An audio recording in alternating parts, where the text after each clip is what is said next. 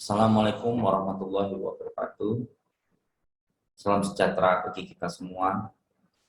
Selamat datang di e-learning Universitas Indo Global Mandiri. Pada mata kuliah dasar-dasar ilmu pemerintahan ini, pada pertemuan kedua, kita akan membahas mengenai hubungan pemerintah dengan manusia. Mari kita simak slide berikut ini.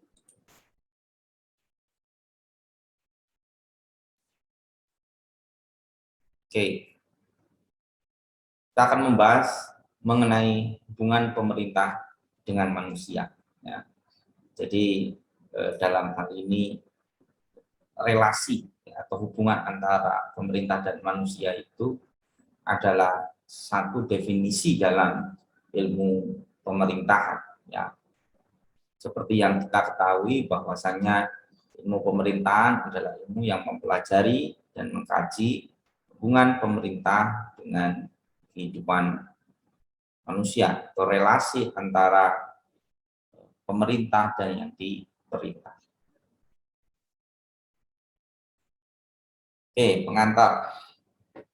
Masyarakat membentuk konsensus atau kesepakatan. Jadi sebelum adanya pemerintahan itu dalam negara demokrasi, ya, masyarakat itu membentuk satu kesepakatan.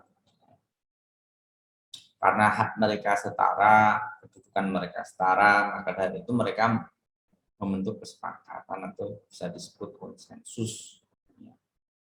Apa tujuan konsensus itu dilakukan? Ya, pertama agar masyarakat bisa saling melindungi satu sama lain dan juga masyarakat bisa saling menghormati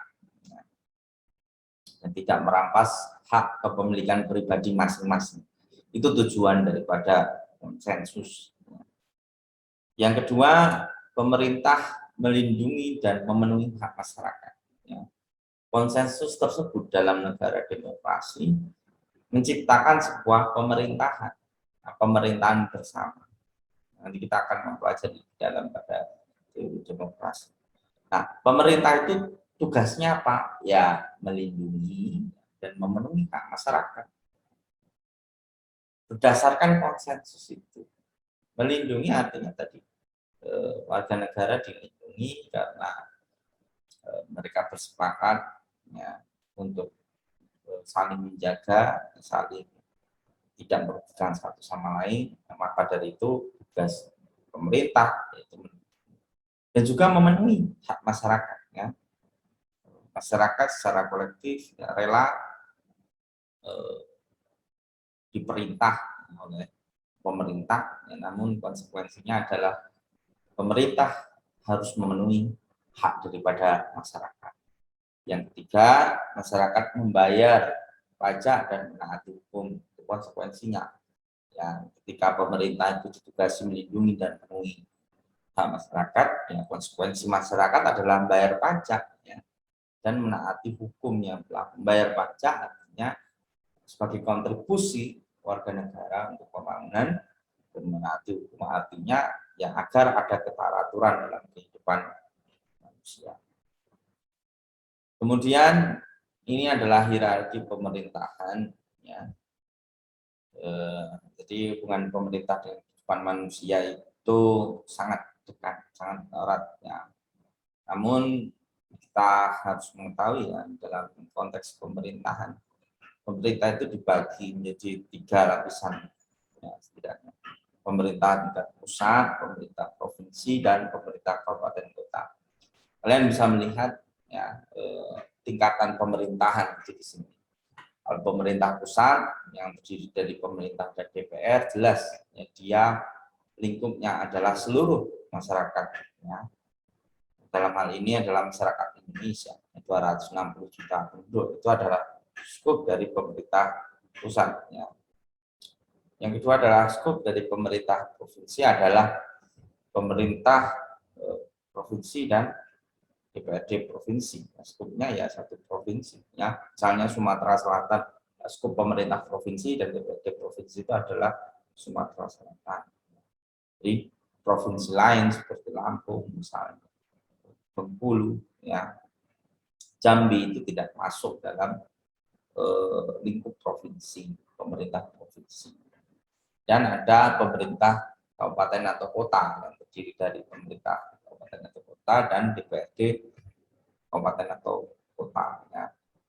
Ini lebih spesifik lagi, artinya pemerintah di satu kota atau kabupaten, misalnya kota Palembang, kabupaten Banyuasin, ya, itu adalah masyarakat di kabupaten atau kota itu, dan pemerintah hubungannya dengan masyarakat di skup wilayah yang di.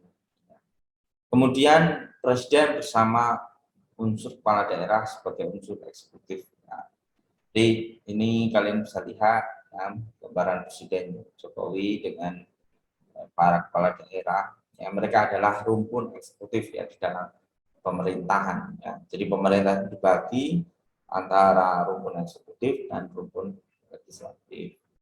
Kemudian ini adalah aktivitas pemerintahan, ya. Apa yang dilakukan oleh pemerintah yang berhubungan dengan kehidupan manusia? Pemerintah menghasilkan satu kebijakan publik atau public policy yang menggunakan anggaran dan sumber daya yang dimiliki oleh pemerintah. Yang selanjutnya, pemerintah juga dapat mengeluarkan peraturan perundang-undangan atau regulasi, ya, sebagai bentuk legalitas dari segala hal yang dilakukan oleh pemerintah, ya, berdasarkan konstitusi, dan juga sebagai sarana untuk melakukan penegakan hukum, ya, agar terjadi keteraturan di masyarakat tadi. Kemudian ini adalah aktivitas pemerintahan dengan kehidupan manusia, ya. Pemerintah bersinggungan dengan kehidupan manusia, ya, tentunya pada konteks misalnya kemiskinan, ya. Yang kedua adalah pembangunan manusia, yang ketiga adalah penyediaan lapangan kerja, yang keempat adalah kesenjangan sosial, yang kelima adalah lingkungan hidup, dan yang keenam adalah infrastruktur. Ada 6 ya, aktivitas pemerintah yang bersinggungan langsung dengan kehidupan manusia. Artinya apabila ada kebijakan atau peraturan perundang-undangan yang terkait, ya, yang secara efektif bisa berdampak pada enam hal ini, artinya pemerintahan itu bisa berjalan secara efektif. Kemudian kalian bisa melihat, ya, ini adalah gambar fenomena kemiskinan. Nah, ini berkorelasi atau berhubungan dengan pemerintahan, ya. Nah, ini adalah tugas pemerintah untuk menanggulangi kemiskinan-kemiskinan di daerah atau di wilayah. Ya. Oke, yang terakhir adalah kepercayaan masyarakat pada pemerintah. Ya. Penyelenggara pemerintahan diberikan seluruh fasilitas untuk menunjang kinerja agar dapat benar-benar bekerja untuk memenuhi hak dan tuntutan masyarakat. Ya. Nah, jadi apa yang diberikan itu fasilitas, ada gaji dan tunjangan, kendaraan dinas, rumah dinas dengan full fasilitas, dana pensiun, kewenangan, sumber daya manusia, dan anggaran.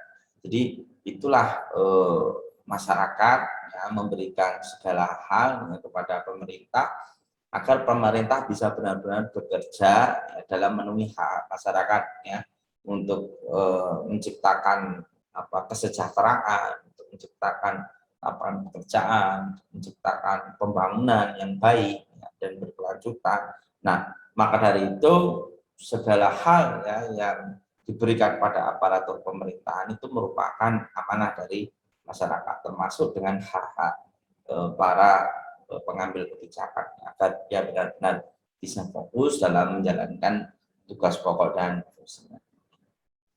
Oke, saya kira itu yang bisa saya sampaikan dalam video pembelajaran kali ini. Saya ucapkan terima kasih atas perhatiannya. Ya. Wassalamualaikum warahmatullahi wabarakatuh.